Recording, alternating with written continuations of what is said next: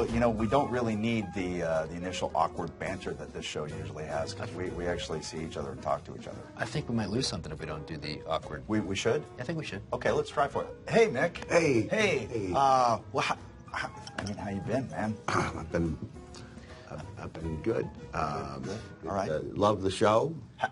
Your show. Good Thank segue. you. Show. Thank you. Yeah. Christian, hey, always good to see you. It's been It's a while. been a while, right? Yeah, It's yeah. been like 6 minutes. Yeah, easily. Easily. What'd you do? You know, how are the kids? The kid? The kid? Yeah, she's yeah. great. See, I forgot because we don't see each other much. 6 minutes is a long time. Yeah. Awkward. I think we pulled it off. Yeah, I think so. I think that deserves a high five. Whoa, jump yeah. in. Wow. Yeah. Aha, there it is. All right, I'm feeling it. I'm feeling it already. Well, I mean, they put us together because of Team Credgely, which, you know, when I saw that it was going to be the three of us, I was like, okay, well, that's a A no-brainer. lot of thought went into that name too, right? Like, Yeah. It's like I had a list. Let's go down the list, and we came up with Christian, Edge, Foley, Credgely. I love the idea that we've, in different video packages, right? We're very proud of the DVD disc For All Mankind, the retrospective, and then Good plug. yeah, For All Mankind, and then yours. You think you know him, right? And then some. Did they come up with something for you? What, a DVD? Yeah. No. My whole goal is to have a career where I never get a DVD. That's my goal. Well, now this actually is awkward. But I'm asked more often about the stuff I did with you guys than I'm asked about title reigns. You know, like, tell me about Christian and Edge. You know, that's when you know you get the real fans in front of you. Right. It's great to be asked about the Sal or the Rock or the Ear, but when they go, what was it like to work with Christian and Edge? It's like, it was magical. Yeah, it was just fun because we were like, you know, our whole goal was to see if we could make each other pop, make each other laugh live on television, to see if you could kind of break. I've got a segue, I think. Pop, sodas. Oh, what this whole thing? And that's where you either get it or you don't. And I'm guessing some people might not. They might not. I got it instantly. Mickey's got some sodas. Mickey's got some sodas. And we had no idea that you were going to do that. Yeah. So, I mean, I guess we got to preface it for people that It was our second tag team title reign, and we felt we needed to have our own locker room. We didn't want to be in with the other guys. We felt we needed a little space. With some lazy boys and some. Thank you very much. I thought I brought up a very valid point. I happen to be a three-time former WWF champion and a hardcore legend. I never had my own dressing room. Mick, you never change your clothes. You just wrestle in what you're wearing. That's a good point. You actually dispatched me. Yeah. Ran me off, get us some sodas. We want our own private dressing room. You got your private dressing room. I came back with the sodas, and then I dropped the hammer on you. And this, I know, wasn't in anyone's writings there. It was just, Mick just got you sodas.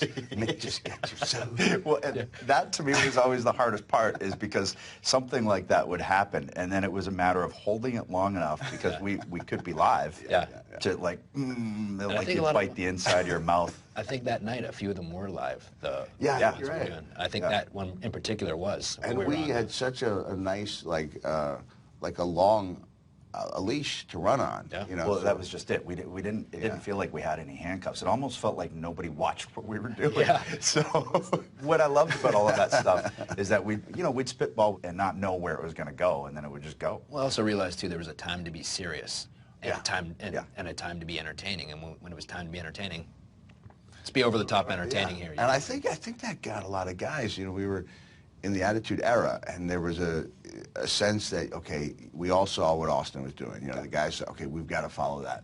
But not everybody watching our show is that guy. Yeah. Not everybody wants to see that guy for 3 straight hours. Like, there's a lot more of us talking about, you know, the inner nerds than there are the, you know, like the super slick guy that the show is kind of being marketed to.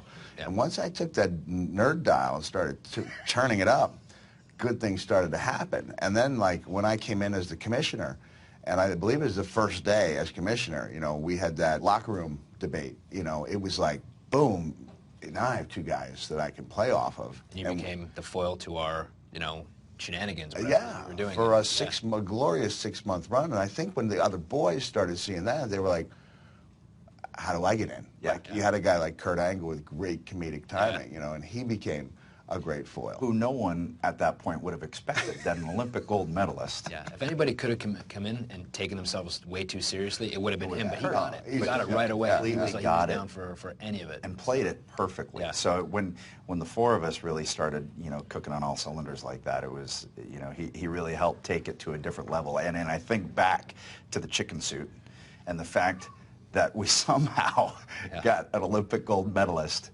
to agree that admit that he trained in a chicken suit. For the Olympics. Yeah. Yeah. To me, this was, who wants to set up the scenario there? It was Sunday Night Heat, it and was. Christian was trying to train and to drop weight. You promised me the title shot as long as I would drop the weight. Then you cut that promo like, I'm not wearing this, is the most ridiculous thing I've ever seen. Yeah. I said, let me tell you a story about a man in a chicken suit.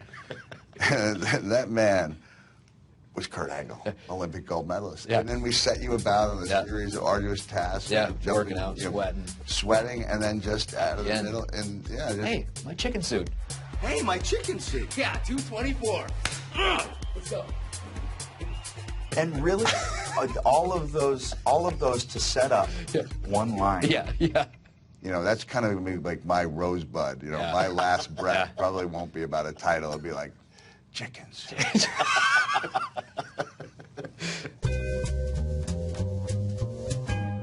I remember we went into the women's bathroom. I think Deborah was in there, and you said we had a match, and we were in Louisville, I think, Kentucky. Oh, was that the You're So Totally Puking? No, that was here in Dallas. Was it really? Yeah. Got a wardrobe malfunction. Yeah. Happens to the best of us. What? I can't eat with my bottom teeth. Oh. I completely missed it. It's one of those Hell in a Cell things. Yeah, there's only certain dinner mates that's going to happen with. Yeah. So, I mean, I'll put it back in when we're done. We're not going to lose subscribers or anything, are we? No. I don't think so. So, what I'm proud of is that stuff that we did is they could show their kids during the Attitude Era. Right. Yeah. It was goofy, and it was harmless, and it was fun. Yeah. One of the things that I think we've really learned with our show is that it's really hard to do comedy. It is. Like, it's extremely hard to get people to laugh. We always have guests on the show, and you never know, because you don't know if you have that chemistry. But you came on the show, and we started Picked up singing like Billy Joel and Burning Scrotums. It was like, okay, well, here we are again. Now we shouldn't play with fire. The table was broken and I burned my scrotum. And we hadn't done that in how many years? But it was like we did it the day before. Yeah, since 2000. Right. So my son Mickey, he's on the autism spectrum, So he takes in things through a different thing. And he loves music, and he's like, Dad, was Christian really playing with keyboards? Like that. Dad, how long do you have to work to do that? Dad, how long did you rehearse? Dad, how long did this? Dad, and then he goes, Dad, did you really burn your scrotum a second time? It's okay. It's okay down there.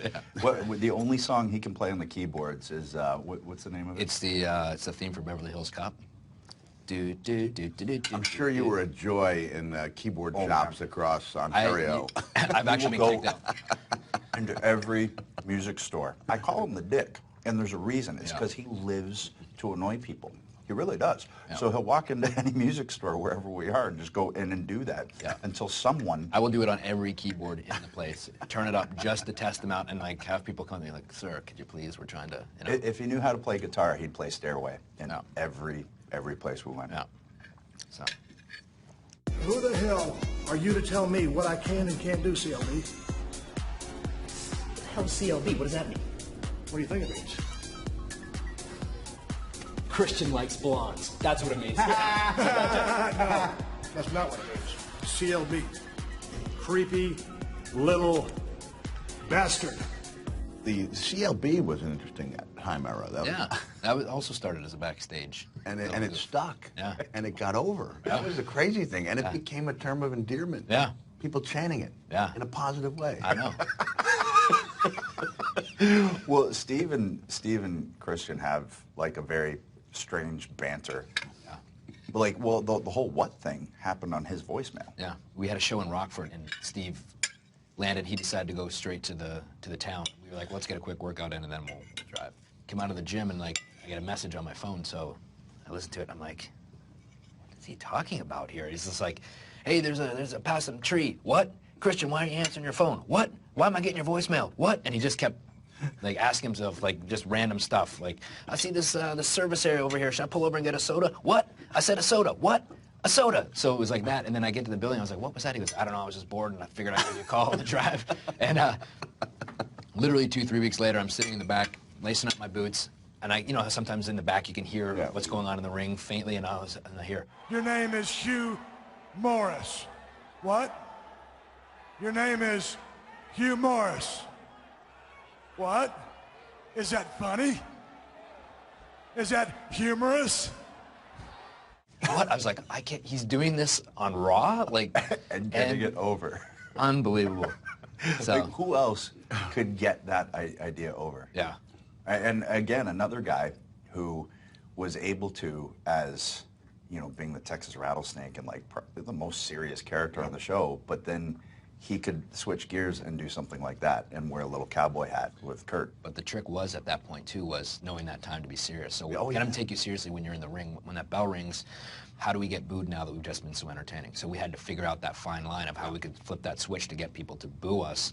Well, we really took the mentality of like, okay, what would a pack of wolves attack like? This is after the Wolves put down the kazoos. Yeah. Yes. Yeah. Yeah, the wolves put with their paws put down the purple kazoos, and Let's do a cutaway to the...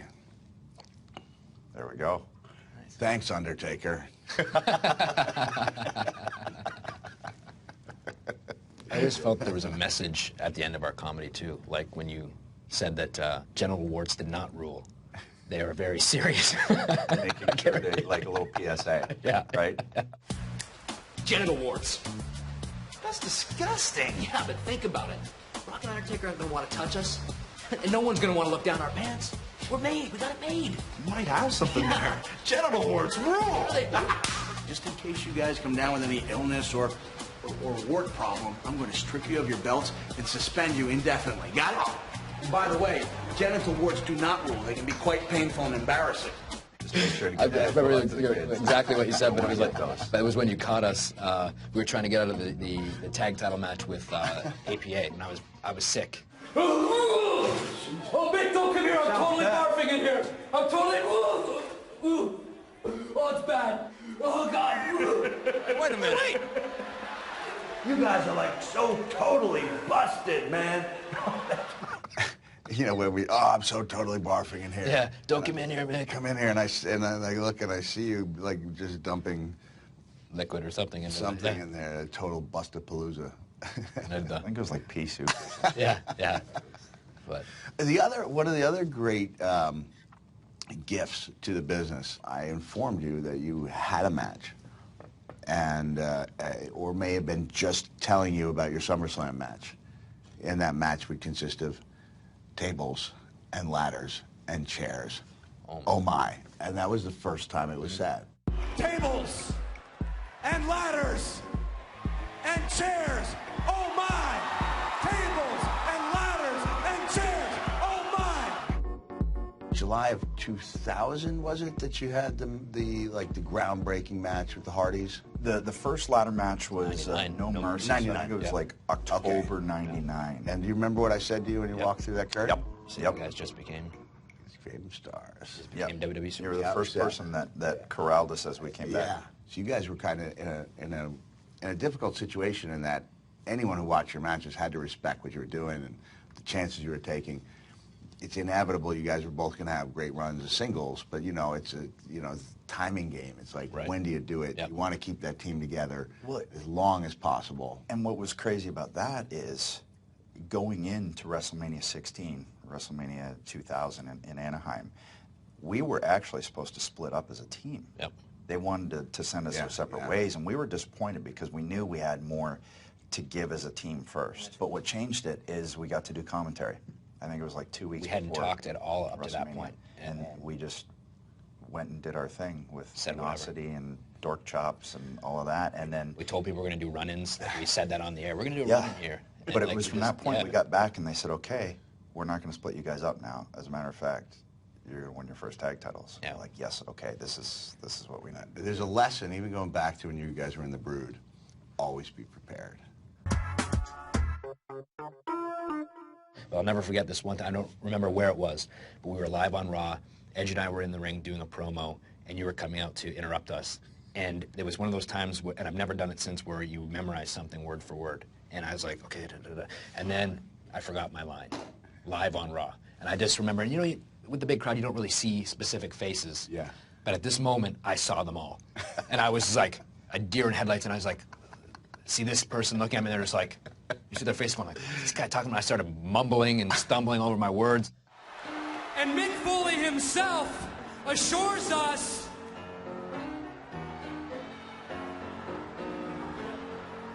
that we have been receiving unfair treatment, and it will end.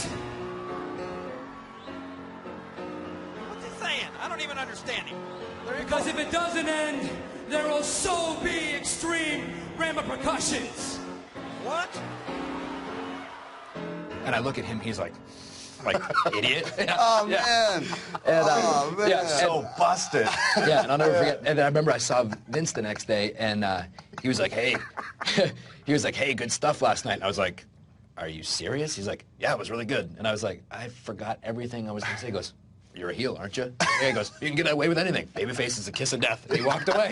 It's like, okay, there's a little room for error here. That kind of reinvigorated me. Like, okay, I can fail here, and I can still get better. When I came back to the company, I didn't have the same mojo, you know, and I had 2 lines I had to learn, just 2 lines to come out. And I was in Baltimore, Maryland, and I said, you know, I'll be your guest general manager for SmackDown today because John Laurinaitis has been fired. And I said, and I just stood there.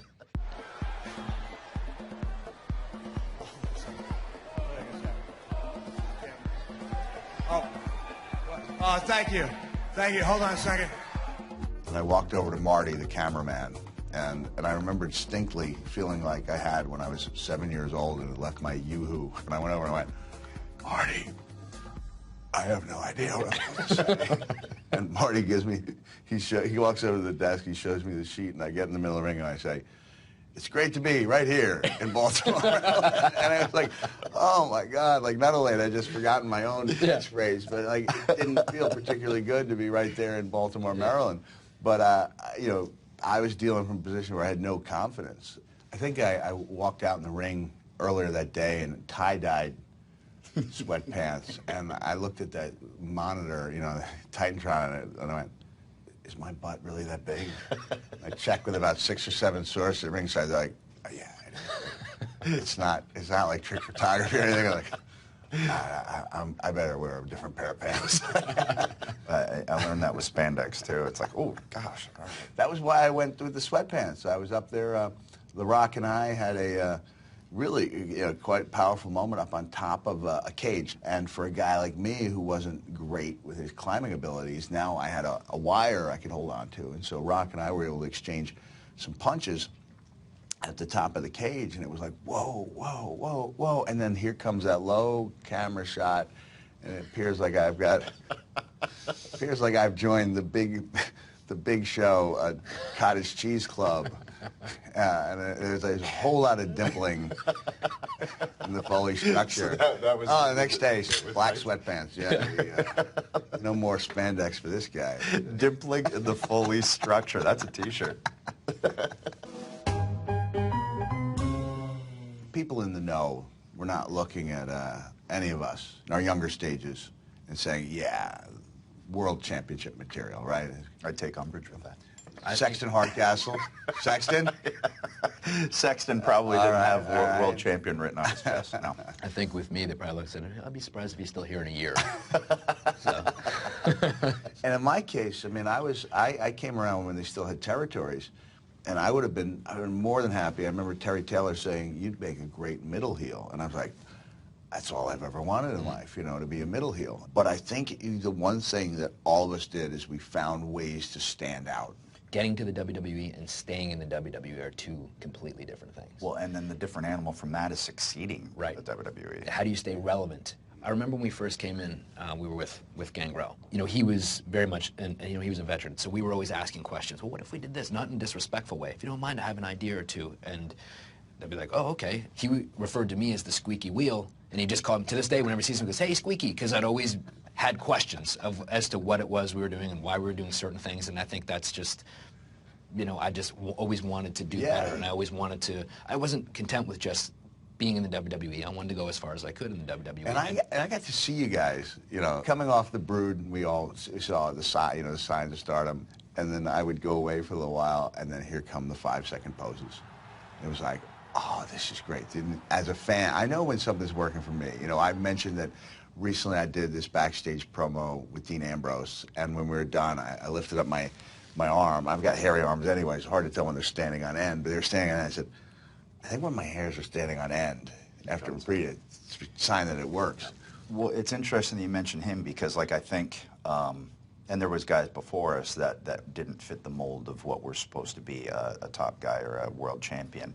And I think now he's one of those guys that I think is the most popular guy in the company now that Daniel Bryan's retired. And I think now enough guys have broken through that are different, that he'll get his opportunity. I don't know if before you know, Mankind starts breaking through into main event matches, I don't know if that would have happened before. Maybe not. You know? So I think what we've arrived, the conclusion we can draw from this is that the three of us broke down the walls for comedy in wrestling and how to handle it correctly. And without us, the wrestling as we know it would not be alive today. I like it. It would it may be on life support. Yeah, big clunky guys wearing fanny packs. Not that there's anything wrong with that. I noticed her. I rock the pack. There it is. There it is. With why do you what do you put in said? Well, there's only one thing a guy with a Dude Love T-shirt can put in there, and that's a handmade Dude Love duct tape wallet. Of course. I would have been disappointed. I'm sure it's duct tape closed, too, if it's yours. It's very good. Very good. Boom, very good. Reading glasses. I'm getting older now, so I got the reading glasses here. And this was a case where I was watching WWE Network, which is available for low monthly sum, $9.99. Yeah. And I'm just watching the fashion choices I made. All of them just egregious errors. Maybe you were just fashion forward. And maybe in 2030 it will come into style. I don't think so. No? And I just said out loud in the Foley Christmas room, I said, I might as well just start wearing a fanny pack. Like, it's not like it's going to ruin any of those looks. And it served a purpose. Props to you for full commitment, because we all used to wear them. But at some point we decided, you know, I thought because I was a wrestler, I had to have a fanny pack. I thought it was like a law. And then I realized I hate wearing this thing. I feel so stupid wearing this thing. So I started slinging it over my shoulder and just carrying it like a man purse. You know? Well, you and Michael Hayes have continued to carry the torch of the fanny pack all these years. Full commitment. No, actually, you're giving me too much credit because I went 10 years without the pack. I lost the faith. The only two guys who ever really kept it were Michael Hayes and Al Snow. Rest his soul. I mean, he's not dead. Is he still around? Yeah, his career's dead. His career's dead? Al Snow singer? That seems like a good way to end the show. And that's final. All right, Mick, get us those sodas now. Let's go.